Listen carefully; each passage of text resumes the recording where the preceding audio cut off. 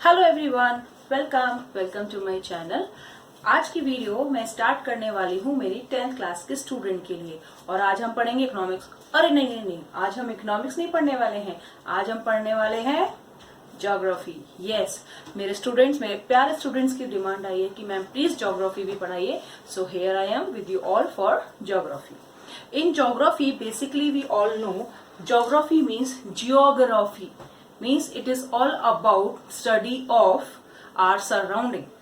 जब हम ज्योग्राफी की बात करते हैं, इट इज ऑल अबाउट, जैसे ज्योग्राफी पढ़ते हैं हमारे दिमाग में क्या आता है? Map, world map, India map, various types of things which are surrounding to us and we are involve in that. तो ज्योग्राफी एक्चुअली है क्या? Study of earth, study of planet, study of soil, study of areas, study of structure of the land, study of various things in which we all are living.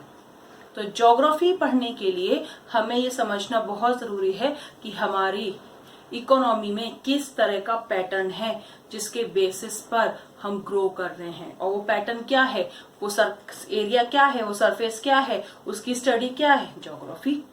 तो geography में जो 10th class का course है उसमें भी equally 20 marks होते हैं, like economics. मैंने आपको इकोनॉमिक्स में पढ़ाया था ना, 20 मार्क्स का होता है इकोनॉमिक्स का weightage in board examination. Same geography का भी होता है। कितने मार्क्स का? 20 मार्क्स का। तो इसका मतलब हम अपनी वीडियो से 40 मार्क्स का पेपर तो तैयार कर ही लेंगे, right.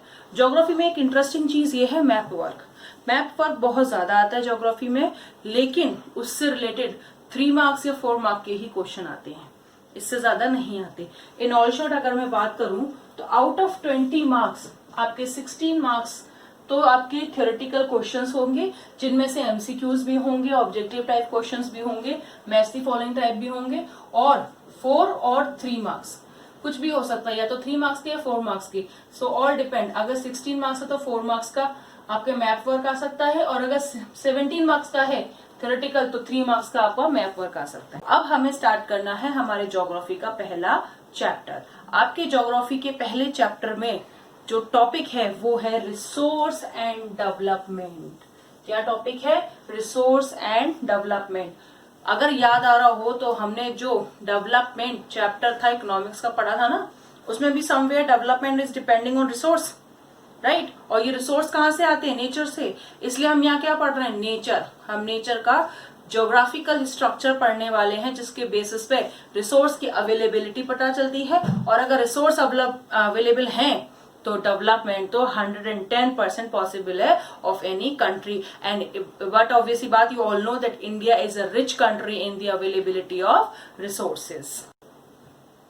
So starting with resource and development, chapter 1 of geography topic, we are going to target for 20 marks paper in your board examination in 2020 and 21. And don't worry, इसके साथ साथ मैं आपको मैप वर्क भी इस तरह से कराऊंगी कि आपको मैप 110% याद हो जाएगा, रट जाएगा बिल्कुल, स्पेशली इंडिया मैप, क्योंकि आपके आएगा ही इंडिया का मैप, राइट है।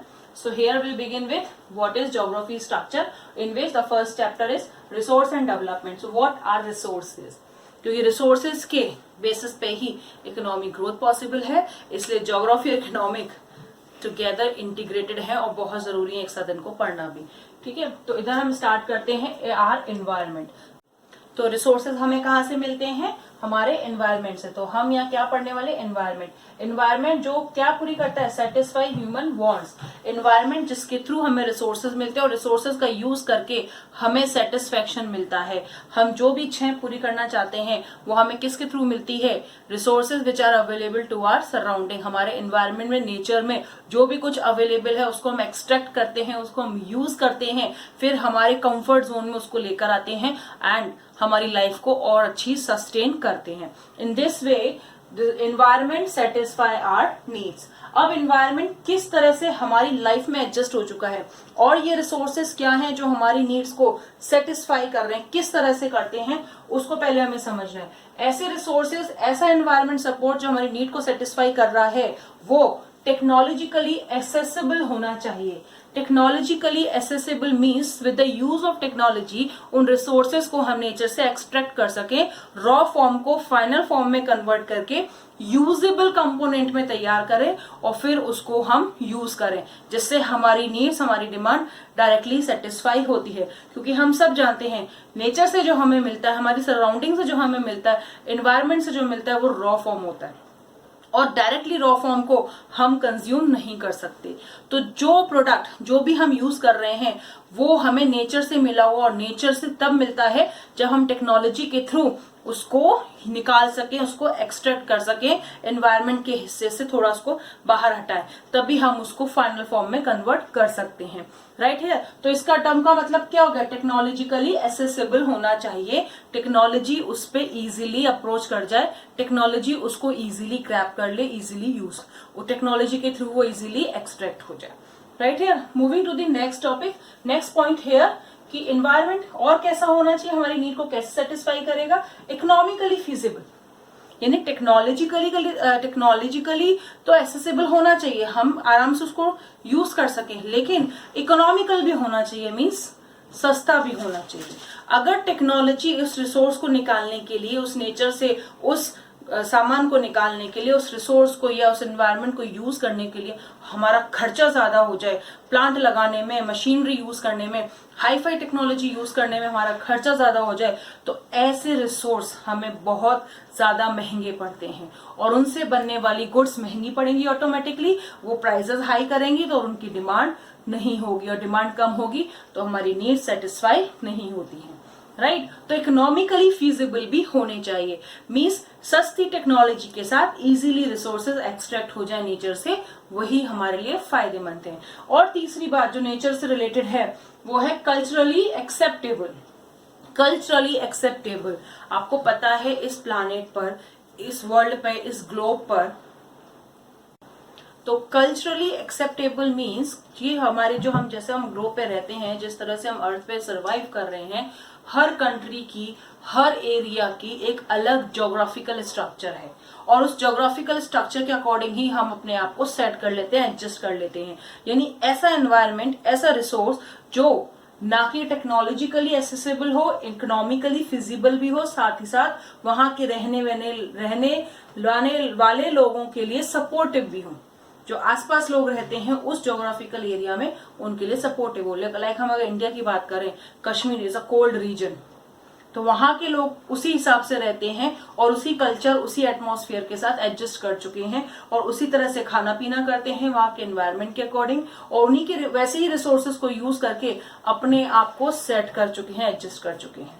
अगर हम राजस्थान की बात करें तो गर्म और हॉट एरिया है और हम उसके अकॉर्डिंग अपने आप को सेट करते हैं। सो ऑल टुगेदर रिसोर्स है जो हम आराम से टेक्नोलॉजी से यूज कर सकें, जो हमें सस्ती भी पड़े और साथ साथ जिसके साथ हम एडजस्ट हो जाएं, वही हमारा एनवायरनमेंट है, उसी से हमारी नीड सेटिस्फाई होती है। सो टर्म्ड एज रिसोर्स, जब हम इन सब को बात करें, environment, satisfy our needs, technologically accessible, ये सारे फंक्शन एक्चुअली क्या कहे जाएंगे? रिसोर्सेज।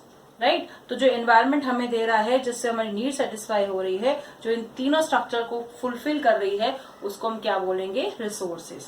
तो इससे हमें क्या मिल रहा है? इन तीनों चीजों से रिसोर्सेज। इन तीनों आइटम को अगर हम कंबाइन करें, डेफिनेशन बनाए, तो हमें रिसोर्सेज मिलता है। अब रिसोर्सेज हैं क्या, उसकी डेफिनेशन हम बना रहे हैं एक तरीके से।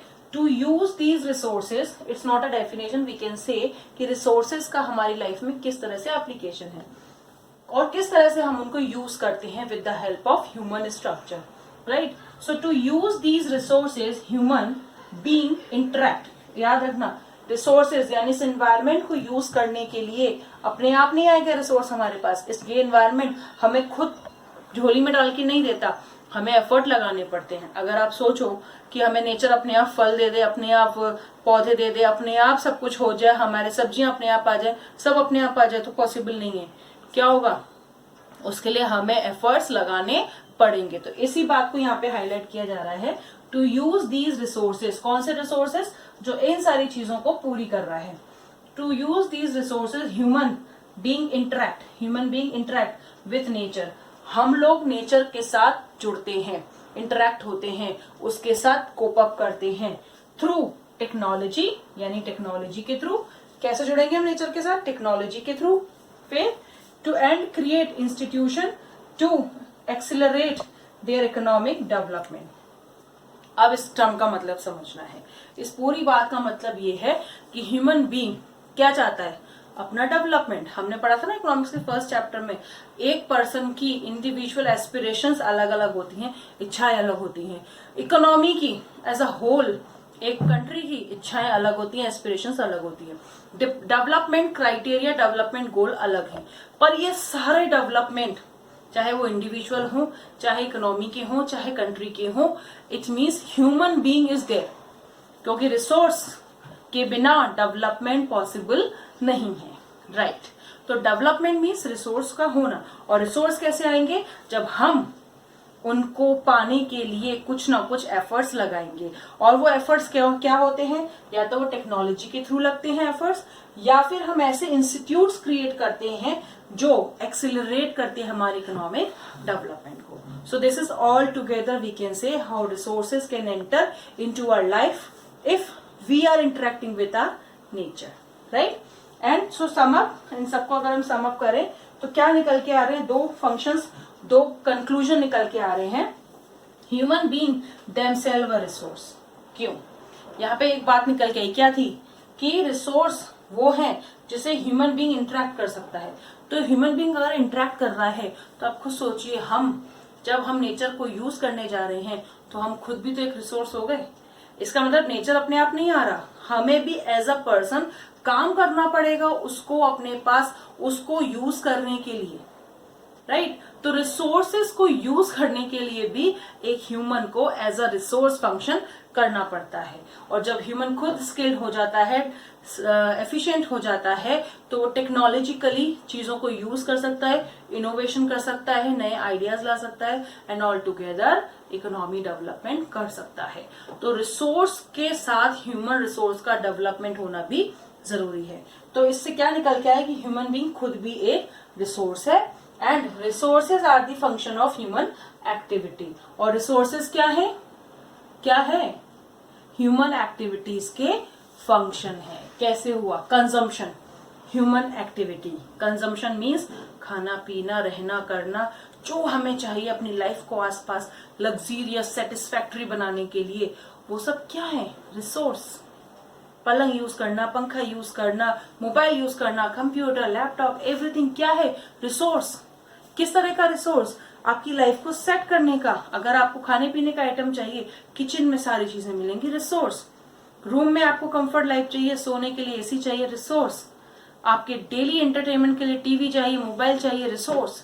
तो ये सब क्या है, रिसोर्स, राइट। तो क्या टर्म निकल के, resource are the function of human activity. और अगर मैं प्रोडक्शन की बात करूं, बीइंग अ ह्यूमन, हम कुछ बिजनेस कर रहे हैं, प्रोडक्शन कर रहे हैं, तो हमें क्या चाहिए, रॉ मटेरियल। कहां से आएगा, रिसोर्सेस से। एंड रॉ मटेरियल कहां से आएंगे, नेचर से, एनवायरमेंट से। So resources are coming from environment, and resources are the activities belonging to human being. Human beings are making their life comfortable with the use of resources. तो हमारे पास resource का एक concept निकल के आता है कि रिसोर्स एक बहुत बड़ा ब्रॉड कंसेप्ट है, जिसके अंदर दो तरह के रिसोर्स आ रहे हैं। एक वो रिसोर्स जो नेचर हमें दे रहा है, और एक वो रिसोर्स जो हम खुद हैं, राइट। तो now we are going to classify the resources in geographical manner or in economical manner. Here we have two type of resources. ये चार्ट आपकी बुक में भी given है, NCERT में, you can see over there too. Natural resource and human resource. तो कितने तरह के रिसोर्स मिल गए, natural resource and human resource. दो तरह के रिसोर्स होते हैं। अभी आया ना इस पूरे जो हमने पढ़ा है, इसका जो समअप निकल के आया, कंक्लूजन, कि ह्यूमन बीइंग खुद भी एक रिसोर्स है, और रिसोर्स वो फंक्शन है जो ह्यूमन एक्टिविटीज से रिलेटेड है, राइट। तो रिसोर्स दो तरह के हो गए, एक नेचर जो दे रहा है और एक हम खुद हैं, राइट। अब नेचर में किस तरह के रिसोर्सेज होते हैं जो नेचर हमें देता है, दो तरह के होते हैं, renewable and non renewable, right. Renewable and non renewable resources क्या है, रिन्यूएबल मींस जो हम रिन्यू हो सकते हैं, रीजनरेट हो सकते हैं, और इनके खत्म होने की कोई संभावनाएं होती नहीं है। अब बस हमें इनको रैशनली, केयरफुली यूज करना है।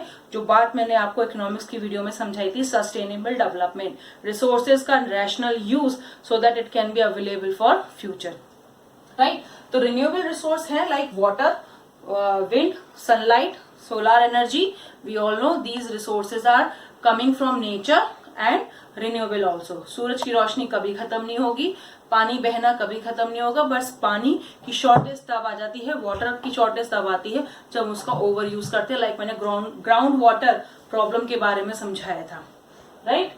तो क्या होता है रिन्यूएबल रिसोर्स मींस दो तरह से होते हैं रिन्यूएबल रिसोर्स, कंटिन्यूस और फ्लो। कंटिन्यूस और फ्लो का मतलब कंटिन्यू चलते रहते हैं, मिलते रहते हैं। जैसे कि क्या हो गया सोलार एनर्जी, विंड एनर्जी, ये क्या है हमें मिलती रहेंगी, ये एंडलेस है, सूरज की रोशनी कभी नहीं जाएगी, हवाएं चलती रहेंगी। तो ये क्या है solar and wind energy continuous है और फ्लोइंग है। वाटर, ये सब कैसे रिसोर्सेज हैं, कंटिन्यूस एंड फ्लोइंग, ये हमें कंटिन्यू मिल रहे हैं और ये फ्लो मैनर में रहते हैं, ये हमेशा रहते हैं। सुबह सूरज मिलेगा, शाम को रात होती है, चंद्रमा दिखेगा। विंड हमेशा चलती रहती है, सुबह चलती है, दोपहर में चलती है तो उसको हम लू कह देते हैं, रात में चलती है तो ठंडी हवाएं लगती हैं, राइट। तो ये सारे हमें एनर्जी रिसोर्सेज मिले हुए हैं in the form of renewable, जो बार बार प्रोड्यूस होते हैं, रिन्यू हो जाते हैं। फिर होता है बायोलॉजिकल। बायोलॉजिकल रिसोर्सेज भी हैं जो रिन्यू होते हैं। लाइक वी ऑल नो कि हम फिशेस की बात करें तो फिश क्या है रिन्यूएबल रिसोर्सेज। सी ओशन में फिशेस इजीली होते हैं क्योंकि ये बार बार प्रोड्यूस हो सकते हैं। बायोलॉजिकल में और भी सारे वाइल्ड लाइफ आ जाती हैं। वाइल्ड लाइफ में भी हमें पता है कुछ एनिमल्स एक्सटिंक्ट होते हैं, कुछ एनिमल्स होते हैं जो हमें पता है उनकी जातियां, उनकी जो टाइप्स हैं वो खत्म होने वाले हैं। उनके अलावा जो नॉर्मल है, लाइक इफ हम बात करें कैटल्स की, तो कैटल्स एक क्या है हमारे डेली यूज में आते हैं। लाइक काव हो गया, कैट, डॉग, गॉट, ये सारे कैटल्स जो हैं हमारे डेली यूज में काम आते हैं। तो इन सबको हम यूज कर रहे हैं, ये रिन्यूएबल सोर्सेज हैं। तो बायोलॉजिकल मीन जिसके लिविंग एलिमेंट्स हैं, जिन फैक्टर्स में लिविंग एलिमेंट्स हैं उनको हम यूज कर रहे हैं। So here it is biological renewable resources. So now we have the second category, that is non-renewable resources. Non-renewable resources which are also categorized in two types, that is recyclable and non-recyclable. यानी recyclable भी है और जो non-recyclable भी है। अब जो non-renewable resources हैं उसको मैंने आपको उसमें भी समझाया था डेवलपमेंट वाले चैप्टर में। मेटल, कोल, पेट्रोलियम, फॉसिल फ्यूल्स, ये सब क्या है नॉन रिन्यूएबल रिसोर्सेज है, यानी ये जनरेशन इनकी जल्दी जल्दी नहीं होती। दे टेक हंड्रेड्स और millions of years to reproduce. इनकी रीजनरेशन कैपेसिटी बहुत लॉन्ग होती है, इसलिए इनको हमें बहुत रैशनली यूज करना है। तो यहाँ पे हमें क्या समझना है, दो तरह के होते हैं ये, recyclable and non recyclable. Now recyclable, recyclable कौन कौन से हो गए, like metals, gold, iron, silver, copper, ये जितने भी मेटल्स हम यूज करते हैं ये सब क्या है रिसाइक्लेबल हैं, यानी ये प्रोड्यूस होते हैं बट इनके रिप्रोडक्शन में टाइम लगता है।